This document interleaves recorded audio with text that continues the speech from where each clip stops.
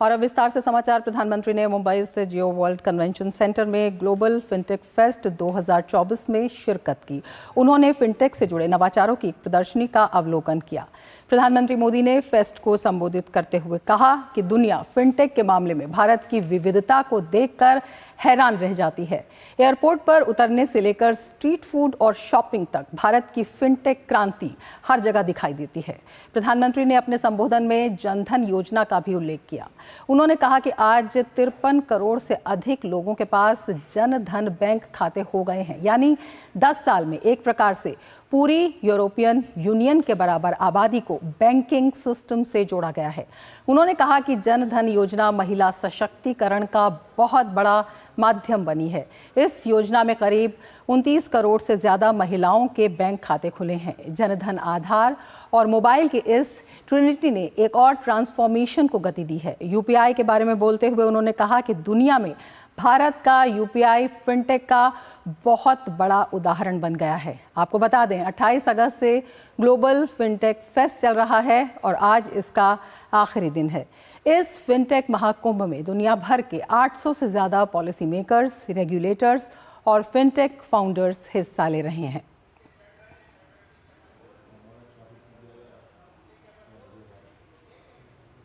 इस दौरान प्रधानमंत्री ने कहा कि देश 21वीं सदी की जरूरतों के मुताबिक आगे बढ़ रहा है। अब देश करेंसी से क्यूआर कोड तक पहुंच चुका है। भारत का यूपीआई फिनटेक दुनिया के लिए एक बड़ा उदाहरण है, लेकिन ये स्थिति 10 साल पहले नहीं थी। उन्होंने तत्कालीन सरकार की कार्यशैली पर भी कटाक्ष किया। आपको याद होगा, कुछ लोग पहले पूछते थे, पार्लियामेंट में खड़े होकर के पूछते थे और अपने आप को बहुत विद्वान मानने वाले लोग पूछते थे। सरस्वती जब बुद्धि बांट रही थी तो वो रास्ते में पहले ही खड़े थे।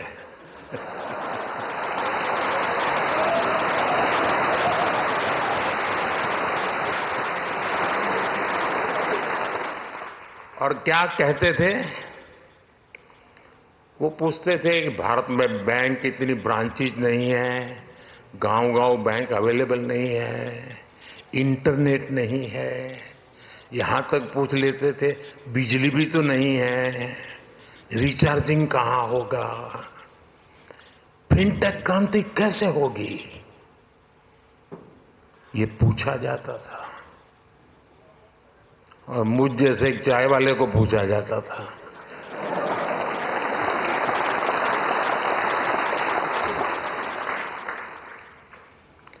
लेकिन आज देखिए, एक दशक में ही भारत में ब्रॉडबैंड यूजर 60 मिलियन यानी 6 करोड़ से बढ़कर 940 मिलियन यानी करीब 94 करोड़ हो गए। डिजिटल तकनीक ने वित्तीय क्षेत्र में लोकतांत्रिक मूल्यों को जहां बढ़ावा दिया है, तो वहीं ऋण सेवाओं को समावेशी बनाया है। इस उपलब्धि के बीच प्रधानमंत्री ने साइबर फ्रॉड से बचने के उपायों पर काम करने का आह्वान किया।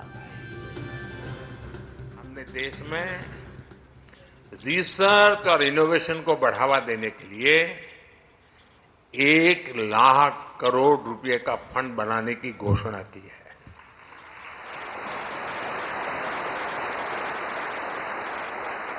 हमने डेटा प्रोटेक्शन कानून बनाया है। मेरी हमारे रेगुलेटर से भी कुछ अपेक्षाएं हैं।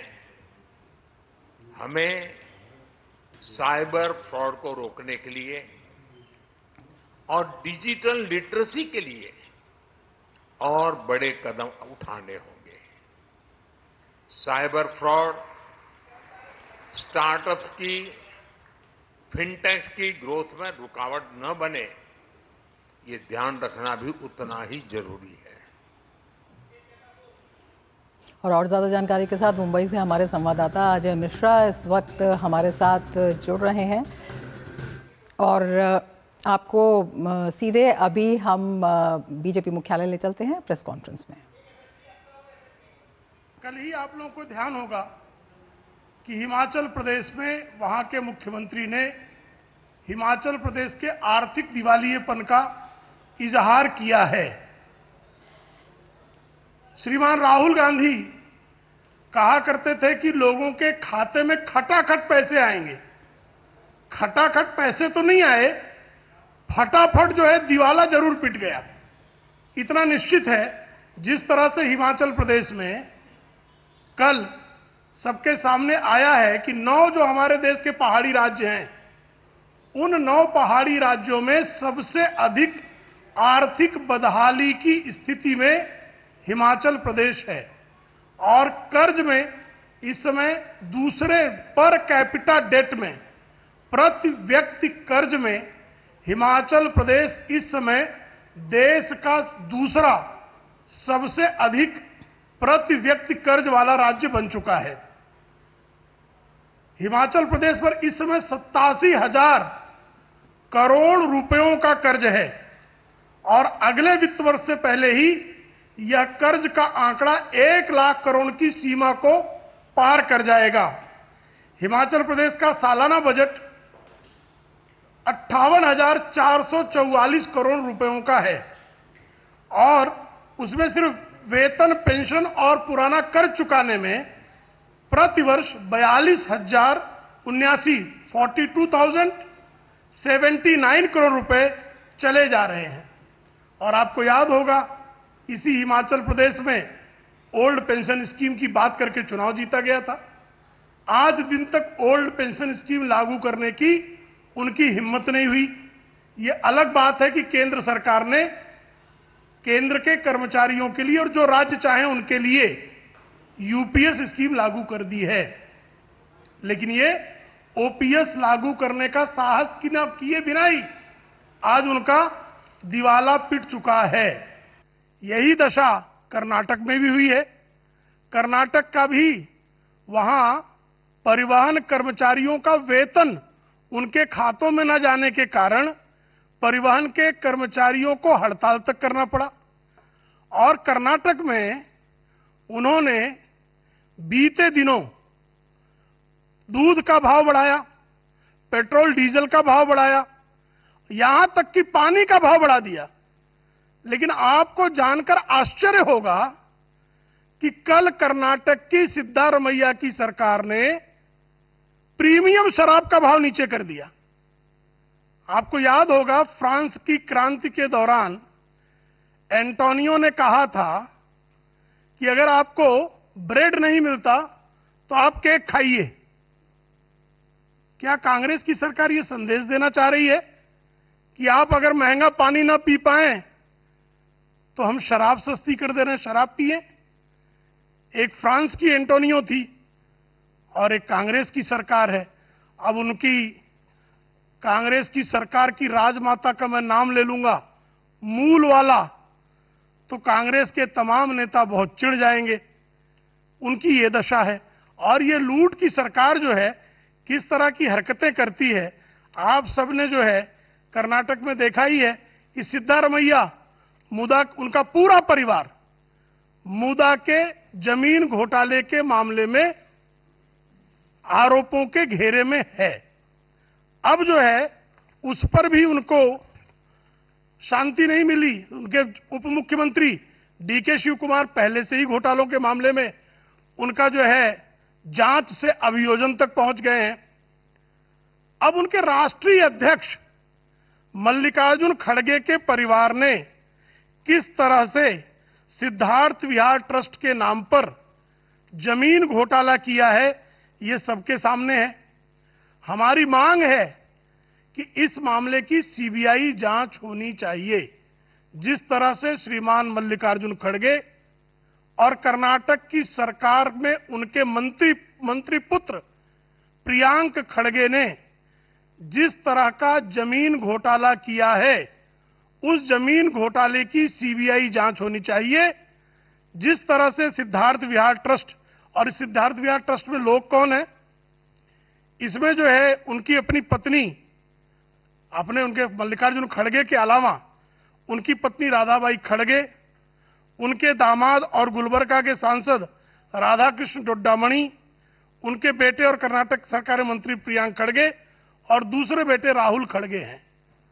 और जो लोगों के सामने मामला आया है उसमें साफ तौर पर दिखाई दे रहा है कि एरोस्पेस पार्क की इस जमीन को लेने के लिए 71 समूह प्रतीक्षा में थे, लेकिन सिंगल विंडो सिफारिश करके ये 5 एकड़ की का भूखंड मल्लिकार्जुन खड़गे को श्रीखंड समझ के परोस दिया गया। कांग्रेस की सरकार ने, सिद्धारमैया ने अपना खुद घोटाला किया, तो कहा अब अपने राष्ट्रीय अध्यक्ष को भी अगर एक घोटाले का लाभार्थी नहीं बनाया गया तो राष्ट्रीय अध्यक्ष नाराज हो सकते हैं। इसलिए उन्होंने ये जमीन दे दी। कर्नाटक की सरकार में सोशल वेलफेयर डिपार्टमेंट के मुख्य सचिव मेजर मणिवन्नन पी ने कर्नाटक की सरकार को पत्र लिखकर सरकार के ही सोशल वेलफेयर प्रोजेक्ट विभाग के लिए इस भूखंड की मांग की थी। उससे अधिक पात्रता और किसी की हो ही नहीं सकती थी। सोशल वेलफेयर, सामाजिक कल्याण की बजाय जो है ये परिवार कल्याण का कार्य प्रारंभ कर लिया गया और ई ऑक्शन बिना किए, अगर इसका ई ऑक्शन किया जाता तो कर्नाटक की सरकार को 15 से 20 करोड़ रुपयों की राजस्व की प्राप्ति सुनिश्चित थी, लेकिन ये उन्होंने नहीं होने दिया।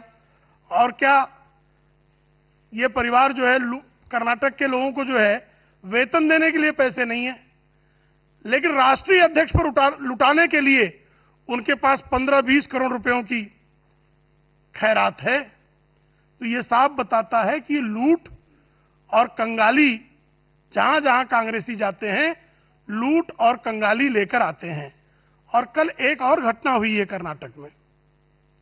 कर्नाटक की सरकार ने श्री हनुमान की जन्मस्थली माने जाने वाले कर्नाटक के गंगावटी नगर में वहां के लैंप पोस्ट पर श्री हनुमान जी और श्री राम जी के अंकित चित्रों को हटाने का निर्देश दे दिया।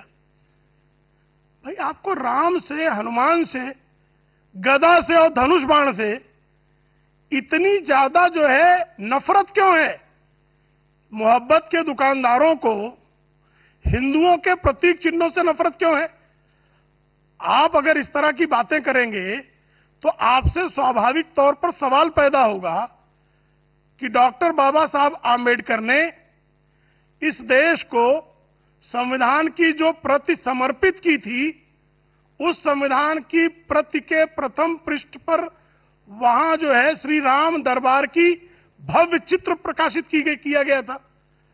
तो श्री राम दरबार को भी क्या डॉक्टर बाबा साहब आम्बेडकर और समग्र संविधान सभा, जिसमें राहुल गांधी के पूर्वज जवाहरलाल नेहरू जी भी शामिल थे, क्या वो सब सांप्रदायिक थे? आप जो है हज हाउस बनाएंगे तो वो सेकुलरिज्म की मीनार है, लेकिन कहीं राम मंदिर बन जाए, कहीं राम जी का चित्र लग जाए, कहीं हनुमान जी की गदा और राम जी का धनुष लग जाए, तो एसडीपीआई के एक मांग करते ही ये घुटने टेक देते हैं। ये अत्यंत दुखद है।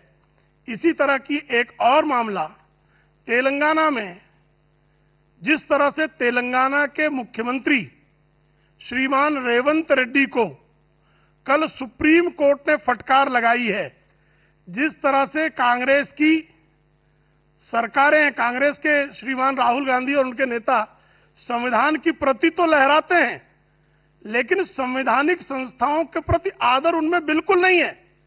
जिस तरह से सुप्रीम कोर्ट का निरादर करते हुए श्रीमान रेवंत रेड्डी ने सुप्रीम कोर्ट के एक अभियुक्त के जमानत के फैसले का हवाला देते हुए उन्होंने कहा कि सुप्रीम कोर्ट में जमानत इसलिए मिली क्योंकि भारतीय जनता पार्टी और बीआरएस का समझौता हो गया।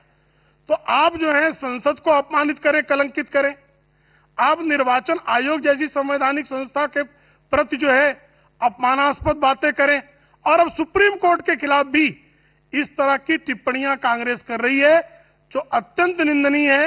विदेशों की भूमि पर जाकर राहुल गांधी भारत के संवैधानिक संस्थानों, जिसमें सुप्रीम कोर्ट भी शामिल है, इनके खिलाफ पहले भी टिप्पणियां कर चुके हैं। और सुप्रीम कोर्ट में टिप्पणियां झूठ बोलकर श्रीमान राहुल गांधी कांग्रेस के पहले अध्यक्ष ऐसे बने जो सुप्रीम कोर्ट में हलफनामा दायर करके, जिन्होंने जो है हलफनामा दायर करके माफी मांगी।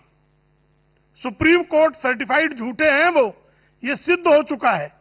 तो ये हरकत पहले भी इन्होंने की है और तेलंगाना की घटना से एक बार ये फिर से सिद्ध हुआ है। और इसी तरह सुश्री ममता बनर्जी जो कर रही हैं बंगाल में, वो सब आपके सामने है। इंडी अलायंस की पार्टनर सुश्री ममता बनर्जी ने जिस तरह से बंगाल के आम जनों को, छात्रों को जिस तरह से धमकाने का काम किया, जिस तरह से उन्होंने कहा कि यह आग जो है वो असम, उड़ीसा, नॉर्थ ईस्ट होते हुए दिल्ली तक चली जाएगी, और जो छात्र प्रदर्शन कर रहे थे उनको धमकाया गया कि आपका पासपोर्ट और वीजा नहीं बनेगा। एक संवैधानिक पद पर बैठी हुई मुख्यमंत्री की इस भाषा पर जिस तरह की चुप्पी संविधान लहराने वाले राहुल गांधी साधे हुए हैं, जिस तरह से उन ममता बनर्जी को अखिलेश यादव समर्थन देते हैं, जिस तरह से ऐसी अराजकता की धमकी देने वाली मुख्यमंत्री के समर्थन में तेजस्वी यादव खड़े होते हैं, इससे इंडी अलायंस इस देश में किस तरह से आग लगाने का इरादा रखता है। याद रहे, श्रीमान राहुल गांधी पहले ही इस देश में आग लगाने की धमकी दे चुके हैं। चुनाव के समय परिणाम आने के पहले समाजवादी पार्टी के अखिलेश यादव भी इस देश में आग लगाने की धमकी दे चुके हैं। तो ये इंडी अलायंस के नेता भ्रष्टाचारियों को बचाने के लिए, व्यभिचारियों को बचाने के लिए, बलात्कारियों को बचाने के लिए इस देश को बारंबार आग के हवाले करने की जो बात कर रहे हैं, वो निश्चित तौर पर यह दिखा रहा है कि टुकड़े टुकड़े गैंग इनके भीतर जो है बहुत भली भांति प्रवेश कर चुका है। इसलिए जो है वो इस तरह की बातें बार बार कर रहे हैं।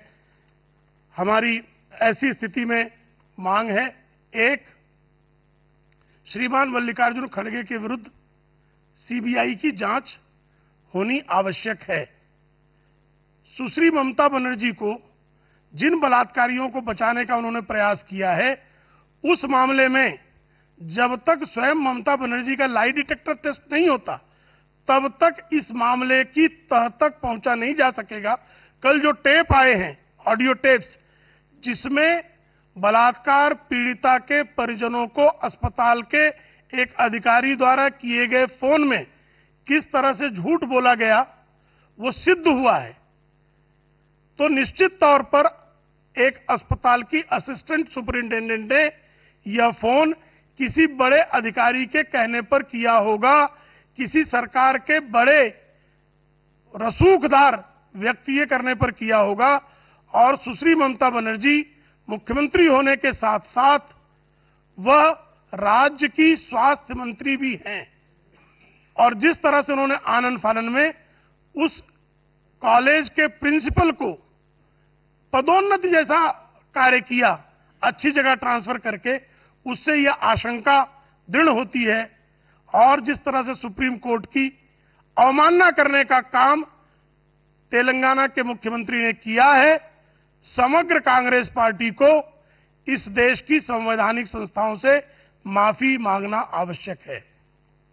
मित्रों, मैंने अपनी बात रखी। आपके मन में कोई प्रश्न हो तो सादर आमंत्रित है। प्रश्न। तो बीजेपी की प्रेस वार्ता का सीधा प्रसारण आप देख रहे थे, जिसमें हिमाचल प्रदेश की स्थिति और कर्नाटक में हुए घोटाले और पश्चिम बंगाल में जिस तरह से लगातार घटनाक्रम सामने आ रहा है, लेकर जमकर प्रहार किया है और कई मांगे भी की हैं। और अब हम आपको ले चलते हैं अपनी पहली खबर पर, जहां पर हम बता रहे थे प्रधानमंत्री नरेंद्र मोदी ने 5वें फिनटेक फेस्ट में हिस्सा लिया और कहा कि लगातार जो है इस दिशा में देश प्रगति कर रहा है और ये एक बड़े ट्रांसफॉर्मेशन की भी वजह बना है। हमारे साथ हमारे सहयोगी संवाददाता अजय मिश्र इस वक्त जुड़ गए हैं। अजय, प्रधानमंत्री ने कई बड़ी बातें रखी। सबसे बड़ी बात उन्होंने कही कि जिस तरह से इस पूरी व्यवस्था से ट्रांसफॉर्मेशन हुआ है पूरा, वो किस तरह से देश को एक बड़ी ग्रोथ स्टोरी में आगे ले जाने में सहायक साबित हो रहा है। देखिए रमा, जिस तरह से आप जानते हैं कि ये जो ग्लोबल फिनटेक फेस्ट है वो दुनिया का सबसे बड़ा फिनटेक प्लेटफॉर्म बन चुका है। और आज अगर हम इकोसिस्टम की बात करें तो जिस तरह से भारत का स्टार्टअप इकोसिस्टम दुनिया का तीसरा सबसे बड़ा स्टार्टअप इकोसिस्टम है, उसी तरह से फिनटेक का इकोसिस्टम भी दुनिया का तीसरा सबसे बड़ा इकोसिस्टम बन चुका है। आप समझिए कि जब पूरी दुनिया में एवरेज ग्रोथ 13% की है तो हमारी फिनटेक इंडस्ट्री 50% की ग्रोथ से बढ़ रही है। ये दिखाता है कि कितना ज़्यादा बदलाव आया है 2014 के बाद। मैं इसलिए कह रहा हूँ क्योंकि पहली बार जब लाल किले की प्राचीर से प्रधानमंत्री नरेंद्र मोदी इस बात का आह्वान करते हैं कि इस देश में सभी का बैंक खाता होना चाहिए, तो लोगों को ये नहीं समझ में आया था कि ये आर्किटेक्चर का इस्तेमाल भविष्य में किस लिए किया जाएगा। लेकिन आज नतीजे 10 साल बाद आपके सामने हैं। ये पूरा का पूरा दशक रमा फिनटेक क्रांति के लिए जाना जाएगा और अगले दशक के लिए प्रधानमंत्री ने शुभकामनाएं दी हैं। और बहुत सारे संदेश यहाँ पर उन्होंने ये दिया कि जो बड़ी कंपनियां हैं दुनिया की वो उन्होंने ये कहा कि our best is yet to come, यानी भारत की कंपनियां अपने बेस्ट के लिए अभी भी काम कर रही हैं और आप लोग वेट कीजिए हम लोग कैसे पूरी दुनिया पर कब्जा करेंगे। दूसरी बात ये कि कैसे भारत की जो कंपनियां हैं वो ग्लोबल हो सकती हैं, ग्लोबल लीडर बन सकती हैं और ग्लोबल ईज ऑफ लिविंग के लिए कैसे अपना कंट्रीब्यूशन दे सकती हैं। ग्रीन इन्वेस्टमेंट के साथ साथ सस्टेनेबल डेवलपमेंट का उन्होंने जिक्र करते हुए कहा कि भारत की फिनटेक इंडस्ट्रीज इसमें काफ़ी बड़ा योगदान दे सकती हैं।